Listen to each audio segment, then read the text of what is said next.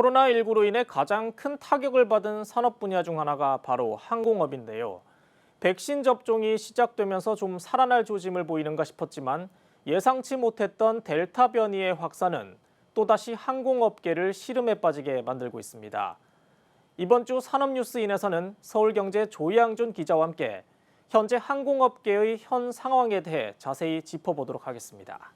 조양준 기자, 안녕하세요. 네, 안녕하세요. 네, 이제 코로나로 인해서 하늘길이 꽉 막혀 있습니다.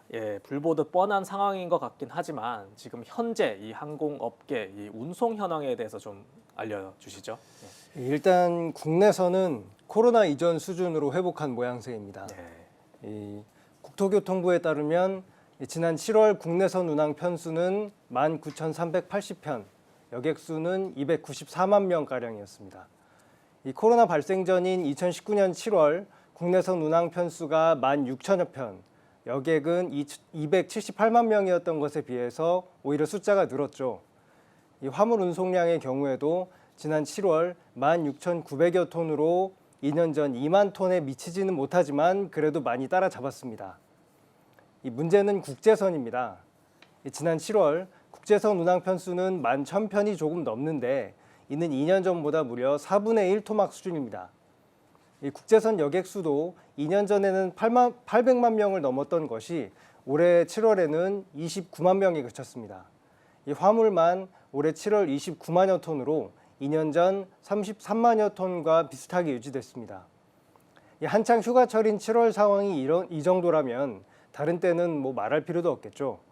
올해 1월부터 7월까지 국제선 여객 총수는 2년 전 같은 기간보다 무려 97%나 감소했습니다.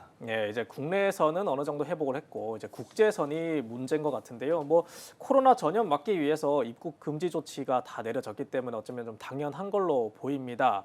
이 항공사 입장에서 좀 앞이 안 보일 것 같은데 어떻습니까? 더 심각한 건 항공사 간에도 실적 양극화가 나타나고 있다는 점인데요. 일단 대형 항공사인 대한항공, 아시아나항공은 올해 상반기에 흑자를 냈습니다. 대한항공은 상반기 매출이 2조 원가량, 영업이익도 약 2천억 원을 기록했고요. 아시아나항공은 상반기 매출 1조 7천억여 원, 영업이익은 836억 원을 거뒀습니다. 이 같은 대형 항공사의 선방에는 화물 전환이 있었다는 분석입니다. 여객기 내에 좌석을 뜯어내고 여기에 화물을 실어 나르는 것이죠. 올해 상반기에 세계적으로 백신 접종이 늘어나서 글로벌 경제가 재개되면서 화물 운임이 크게 오른 것도 대형 항공사의 실적 개선에 기여했습니다. 반면 저비용 항공사, 즉 LCC는 실적이 부진한 상태입니다.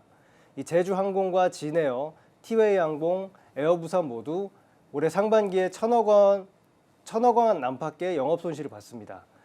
국제선이 운항이 막힌 상황에서 국내선 운항을 경쟁적으로 늘리다 보니 오히려 경쟁이 치열해졌다는 분석이 나옵니다. 비행기 티켓 가격을 낮추는 등 할인 프로모션을 늘렸지만 출혈 경쟁에 그치는 셈이죠. 이 LCC 업계의 어려운 상황에 대해 전문가 얘기를 들어보겠습니다. 지금 실익은 그냥 그야말로 출혈을 하면서 경쟁을 하고 있는데 이 경영난은 이걸 가지고는 해소를 못하고요. 유동성은 계속해서 나빠지고 있고 왜냐하면 제값으로 그나마 좌석을 못 팔고 있거든요. 따라서 지금 국내 LCC들은 지금 자본 잠식이 다 진행이 되고 있고요. 부분 잠식이지만 이대로 가면은 연말까지는 아마 전체 LCC가 완전 자본 잠식에 이르게 될 겁니다. 이제 1년 전에 비해서 또 유가도 많이 상승을 했는데요. 뭐 항공료도 마찬가지겠지만 이 연료비 부담 만만치 않죠. 지난해 평균 40달러대였던 게 국제 유가가 최근에 60달러 중반대까지 오르면서 연료비 같은 고정비 부담도 만만치 않은 상태입니다. 항공사 입장에서는 분명히 부담이 크겠죠. 여기에 최근 상승하고 있는 환율도 항공업계의 부정적인 요인인데요. 이 환율이 오른다는 건 달러 가치가 그만큼 오른다는 건데 이 항공연료는 보통 달러로 결제를 합니다. 비용이 그만큼 늘어나는 것이죠. 즉 항공사 입장에서는 재무 구조가 개선될 만한 상황이 못 된다는 겁니다. 좀 전에 대형 항공사의 경우 수익성은 개선됐다고 말씀드렸습니다만 부채 비율이 크게 높아졌습니다. 한국거래소에 따르면 올해 상반기 아시아나항공의 부채 비율은 무려 2000%가 넘었습니다. 지난해 말 대비 800포인트 이상 늘어난 건데요. 여객 사업 악화로 재무 안정성이 부실해지고 있다는 분석이 나오고 있습니다. 또 LCC인 제주항공은 1000%, 티웨이 항공은 500%대로 각각 높은 부채 비율을 나타냈습니다. 네, 그래도 이제 항공업계가 좀 상황이 좋아지나 싶었는데 이제 전 세계적으로 델타 변이가 확산이 되고 있단 말이에요. 이 또 대형 악재 같은데 지금 현재 또 상황이 어떻습니까? 말씀대로 이 델타 변이 확산은 항공업계에서는 큰 부정적인 요인이 아닐 수가 없는데요. 네. 이 우리나라뿐만 아니라 다른 나라도 마찬가지겠죠. 이 미국 항공업계는 이 여름철 여객 수송이 코로나 이전의 80%까지 회복돼서 한시름 놨다는 분위기였는데 다시 울상을 짓고 있습니다. 변이가 퍼지는 바람에 예약 취소가 급증하고 있기 때문인데요. 중국과 호주, 뉴질랜드 등 이런 나라들도 변이 확산에 따른 봉쇄 조치 재개로 항공 수요 급감을 우려하고 있습니다. 결국 각국 항공산업에 있어서 낮은 여객 수요는 당분간 변수가 아닌 상수가 됐다는 분석이 나오는 이유입니다. 특히 아직 한국의 백신 접종 속도는 빠른 편이 아니죠. 최근에 우리나라 백신 접종률이 선진국 그룹인 OECD 가입국 가운데 최하위라는 보도가 나와서 화제가 되기도 했는데요. 백신 접종률이 왜 문제가 되냐면 각국이 항공 수요를 어떻게든 살리기 위해 방역 우수 국가끼리는 여행을 가능하게 하는 트래블 버블이라는 것을 추진하고 있는데 이 접종률이 낮으면 이런 논의에 참여하는 게 어려워지기 때문입니다. 무엇보다 델타 변이의 확산으로 인해 이러한 트래블 버블 추진 역시 이 추진 자체가 힘을 잃고 있다는 의견이 지배적입니다.